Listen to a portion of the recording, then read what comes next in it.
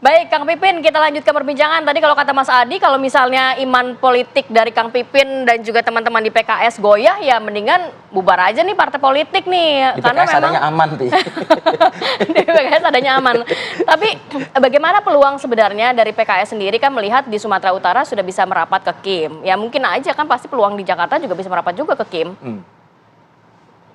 Yang pertama, kalau misalnya PKS punya tiket, golden ticket, bahwa bisa mengusung Pak Anies Baswedan satu partai, maka itu sudah sejak awal kita lakukan. Tetapi kami harus sampaikan PKS 18 dari 22, kurang 4. Ya, kami sudah berikan nih tiket 18 ini. Ya, dan kemudian kita serahkan ke Mas Anies. Mas Anies, kita sudah ikhtiar, silahkan Mas Anies cari 4 kursi lagi supaya bisa berlayar. Jadi iman politik ini, ya saya kira kita harus kasih deadline secara rasional. PKS tentu ingin calon yang diusungnya bisa berlayar dan bisa menang gitu. Dan kita sebetulnya sudah berikhtiar, pasangan Anies Sohibul Iman ini kami sudah sampaikan ke partai politik dan sudah ada lampu hijau bahwa oke, tidak ada penolakan, kita bisa jalan gitu. Tetapi ketika kami mendengar bahwa hari ini ya dari beberapa partai lah seperti Nasdem, PKB mulai untuk memberikan sinyal bahwa ini tidak bisa berlayar, Pak, ada kemungkinan tidak mendukung Mas Anies, tentu kami harus membuat antisipasi plan B-nya apa yang harus kita siapkan kalau ini tidak bisa berlayar. Jadi kami sudah berikhtiar tidak hanya ke Nasdem, PKB, kemudian kami juga tawarkan ke PSI, ke Perindo, dan juga kepada PDIP supaya ini bisa berlayar. Nah, sekali lagi bagi kami ini ikhtiar yang kita akan lakukan, tetapi kita akan memberikan tenggat waktu. Kenapa? Kami tidak mau politik sudden death, di mana kami nanti di peta kompli, akhirnya calon kami tidak bisa berlayar gitu. Tentu semua partai politik ingin kadernya bisa berlayar, apalagi PKS adalah juara di DKI Jakarta. Kami tentu berharap bahwa calon yang diusung oleh PKS salah satunya adalah bisa gubernur atau wakil gubernur. Termasuk kami tawarkan kepada Mas Anies. Mas Anies, kalau mau berkenan menjadi kader PKS ini akan lebih baik.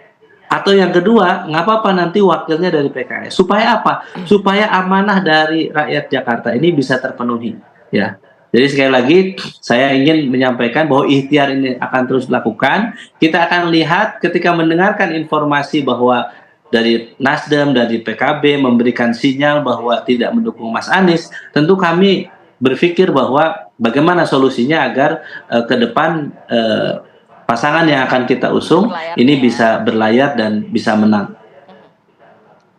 Kang Pipin, plan B itu sejauh mana ya kalau bisa dikatakan prosentasenya begitu? Ya, plan B ini ya setiap partai politik saya kira kita dalam hidup juga tentu akan menentukan plan A-nya seperti apa, plan B-nya.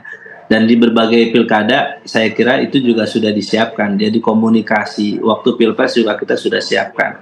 Dan saya kira komunikasi dengan berbagai pihak, kami bersyukur PKS karena sebagai pemenang pileg di Jakarta, berbagai partai politik membangun komunikasi dengan kami. Dan kami, Presiden PKS ya, selalu mengatakan bahwa silaturahim kebangsaan dibangun, kemudian membangun komunikasi politik dengan siapapun ya, sehingga ada yang menawarkan pasangan calon kalau misalnya ini tidak berlayar maka kita akan siapkan dan sebagainya. Nah, itu plan B ini sudah disiapkan, tetapi tadi sekali lagi bahwa prioritas utama kami ada di aman. Jadi Anies Sohibul Iman yang selalu kami lakukan. Tetapi tadi sekali lagi memang pimpinan sudah memberikan tenggat waktu di awal Agustus ini. Kita berharap Mas Anies Baswedan menggenapi dari 18 menjadi 22. Jadi tinggal kurang 4 lagi. Jadi tentu saya kira kita harus fair bahwa partai politik punya mekanisme, PKS punya mekanisme syuro di Badan Pekerja Musyawarah untuk menentukan ke depan siapa yang akan diusung. Dan sebelumnya kita sudah memutuskan Mas Anies untuk berlayar, tetapi kalau kurang tidak bisa berlayar, tentu kami juga akan mempertimbangkan opsi lain. Apakah diperpanjang waktu untuk tenggat buat Mas Anies, atau waktunya. ada opsi lain yang membuat calon yang akan kita usung bisa berlayar. Ya, kami juga bertanya kenapa susahnya untuk Mas Anies menggenapkan 4 kursi ya dari 18 menjadi 22 itu, 22. sehingga kami juga bertanya-tanya kenapa PKB dan Nasdem misalnya mempertimbangkan untuk tidak mendukung Mas Anies Baswedan. Disitulah PKS bertanya-tanya dan berusaha untuk menanyakan ke beberapa partai itu, dan sampai saat ini kami belum mendapatkan jawaban yang firm kenapa surat rekomendasi di mana partai-partai, di mana daerah-daerah yang lain sudah keluar, sedangkan untuk Jakarta sampai saat ini belum Di Jakarta keluar. belum. Oke. Baik, saya mau ke Mas Adi. Mas Adi, kalau dari Kang Pipin aja masih bertanya-tanya, tapi kalau Mas Adi sendiri bisa mungkin memprediksi apa sih sebenarnya yang menjadi hambatan begitu ya untuk Nasdem dan juga PKB benar-benar langsung saja mengusung Anies.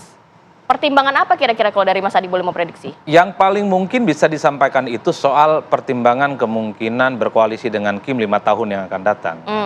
Jadi karena Kim ini adalah yang terafiliasi dengan kubu Prabowo dan Gibran, kalau kemudian menyebut salah satu syarat jangan berkoalisi dengan orang yang dianggap sebagai oposisi, antitesa dari pemerintah, di situ ada Anies Baswedan, maka bukan tidak mungkin PKB dan Nasdem juga akan melunturkan sikap politik mereka yang sejak awal sudah memberikan dukungan politiknya ke Anies. Kan itu syarat atau uji coba loyalitas. Ini kan bagi saya sangat lumrah dalam politik. Tinggal sebenarnya apakah partai-partai yang sejak awal sudah mendukung Anies ini akan menerima tawaran itu atau tidak. PKB paling awal mendeklarasi, setelah itu PKS, setelah itu Nasdem. Padahal kalau mau jujur ini sebenarnya, kalau bicara di atas kertas, Anies sudah bisa berlayar. Udah. Apalagi yang ditunggu sih, kan begitu jalan ceritanya. Cuman kalau tiba-tiba ada godaan dari surga, dalam tanda kutip, dan itu semuanya sangat indah, masuk menteri, jadi kabinet, dan seterusnya, apalagi dukung Anies juga belum tentu ada faedahnya secara politik. Belum tentu menang, harus kampanye, harus door to door. Ini yang kemudian Anda membuat mengatakan partai logistiknya. Ini yang kemudian membuat partai-partai harus berpikir realistis. Baru kemarin mereka menghadapi pilpres dan pemilu secara serentak, babak belur, kalah pula, dan ini dihadapkan satu pilkada yang tak ada jaminan menang. Pada saat yang bersamaan datanglah dari Kim, kubu penguasa, menjanjikan angin surga yang cukup luar biasa, bisa jadi menteri dan seterusnya. Jadi faktor ini yang paling mungkin sebenarnya membuat kenapa partai-partai itu di end of the day-nya bisa mengubah pilihan politiknya. Padahal kalau mau jujur sebenarnya ada 2 partai politik yang sangat identik dengan Anies. Satu PKS, yang kedua Nasdem. Apapun judulnya, Nasdem itu adalah ormas sebelum jadi partai, dan Anies salah satu deklaratornya. Kalau PKS kita tahu bahwa memang warna politik PKS sejak lama dengan Anies Baswedan. Jadi tanpa PKB sekalipun ini bisa bareng berlayar. Kan itu jalan ceritanya. Oke, ini skenario pertama bubar total. Karena PKB dan Nasdem anggaplah misalnya akan ke Kim. Tinggal PKS, yakinkan PDIP. Toh ada kesan PDIP nggak diajak sama Kim di Jakarta. Udah jadi ini barang. Pemenang Pileg dan runner-up Pileg sudah bisa berlayar soal nomor 1 dan nomor 2 di Jakarta. Tapi kan kalau mengacu ke pernyataannya Ahok kan adalah ada prinsip yang sulit untuk mencalonkan Anies begitu. Ya betul, kan nggak punya pilihan. PDIP nggak punya pilihan selain berkoalisi dengan yang lain. PDIP dulu ada harapan ataupun ada kemungkinan berkoalisi dengan PKB. Tapi kalau PKB bergabung dengan Kim, PDIP nggak punya pilihan, harus dengan PKS. Dengan catatan PKS-nya harga mati kepada Anies Baswedan. Tapi kalau mau jujur sebenarnya di antara begitu banyak dinamika politik yang berkembang hari ini pelajaran juga buat Anies ya, bahwa di zona nyaman itu tidak selampau menguntungkan. Dan hari ini di Jakarta Anies pun bukan menjadi darling satu-satunya yang kemudian dikerubungi oleh partai. Semua konstelasi politik berubah. Anies sepertinya harus mulai berpikir bagaimana menjadi kader partai, mulai harus berpikir dinamika politik per hari ini tidak melulu menjadikan orang yang elektabilitasnya sampai ke langit yang 7 itu akan mendapatkan tiket. Sudah banyak contoh, orang hebat, orang top, popularitasnya mantap, nggak dapat tiket berlayar. Baik, Kang Pipin, saya ingin coba konfirmasi, apakah juga dengan PDI Perjuangan begitu? Karena kemarin ya, kami juga membahas hal ini juga, dan kita sudah tanyakan itu juga ke PDI Perjuangan. PDI Perjuangan mengatakan, ya bisa saja dengan Anies, tapi memang ada prinsip memang yang sepertinya menghalangi begitu loh ya. Nah, untuk PKS sendiri bisa nggak meyakinkan bahwa prinsip tersebut gitu loh bisa kita negosiasikan lah begitu? Ya, sebetulnya ikhtiar kita untuk berusaha untuk berkomunikasi dengan PDIP ini kami lakukan ya, termasuk kami tawarkan misalnya untuk PDIP karena memang PDIP suaranya besar, pemenang di Jawa Tengah, kami PKS di DKI Jakarta, sebetulnya kita bisa barter sebetulnya. Jadi misalnya di Jawa Tengah kami dukung PDIP, di DKI PDIP dukung PKS ya, Anies Sohibul Iman, sehingga menurut saya cara seperti itu ya memang dalam koalisi kerjasama kan bisa saling menguntungkan.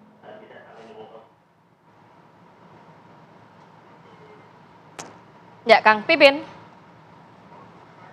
Halo Kang. Oke, baik. Ada kendala lagi ya, kita Iya. akan coba hubungi Kang Pipin. Mas Adi, tapi kalau melihat nampaknya kalau komunikasi tadi dikatakan sebenarnya tawaran itu sudah dikomunikasikan kepada PDIP. Gimana kalau misalnya nanti kita di Jawa Tengah kita akan support PDIP, PDIP support di Apple to apple Jakarta nggak? begitu. Apple to apple nggak? Sangat rasional kalau menurut saya begitu. Tapi bagi PDIP sebagai runner up di Jakarta tentu tidak mau kosongan, mendukung jagoan ya di pilkada. Aman tadi itu ya. Betul. Kenapa? Karena apapun judulnya PDIP ini partai kader. Kalau dilihat rata-rata secara umum, kadernya menjadi prioritas. Ya. Persoalan kalah menang kayaknya belakangan gitu. Di Jawa iya. Barat, kemudian di Banten, dan di berbagai tempat. Ini yang sepertinya mungkin tinggal menyamakan persepsi soal siapa yang akan menjadi nomor 2-nya Anies. Karena memang opsinya terbatas. Kalau memang PKS ini solid dukung Anies, ya pilihannya dengan PDIP. Iya, iya. PDIP juga Harus mengalah juga nomor 2-nya bukan kalau dari PDIP punya PKS. komitmen supaya tak ada kota kosong di Jakarta, nggak ada pilihan lagi dengan PKS, Pak. Kan itu pilihan yang mentok. Nah, pilihan mentok itulah kemudian tak ada kriteria ideal. Yang dibicarakan adalah kompromi, bisa belayar dan bisa maju. Oke. Atau opsinya bukan Anies. Siapa tahu caleg dari PDIP, kemudian calonnya dari PKS. Sebagai bentuk kompromi, kader PDIP maju, kader PKS maju. Oke. Anies bukan kader partai. Kan itu jalan ceritanya, Pak. Ini yang saya kira memang sedang dihitung betul oleh partai. Iya. Oleh karena itu kalau saya sebagai aktivis ya, dan pegiat demokrasi, tentu tidak berharap ada kotak kosong di berbagai tempat, termasuk di Jakarta. Sepakat dengan itu Mas Adi. Baik, Mas Adi, kalau tadi Anda mengatakan cukup banyak mungkin godaan, gangguan begitu ya. Nah, mudah-mudahan Kang Pipin Sopyan pagi ini tidaklah diganggu atau digoda begitu. Karena sudah berkali-kali kita Terputus nih ya. ya dengan Kang Pipin Sopyan. Terima kasih Mas Adi Prayitno. Terima kasih, Mas Kang Adi. Pipin Sopyan juga terima kasih yang sudah bergabung tadi melalui Zoom sama kami. Kita tunggulah nanti Ya. mungkin arah dari bola politik di Jakarta ini Akan ya. seperti apa ya? Akan seperti apa. Oke, kita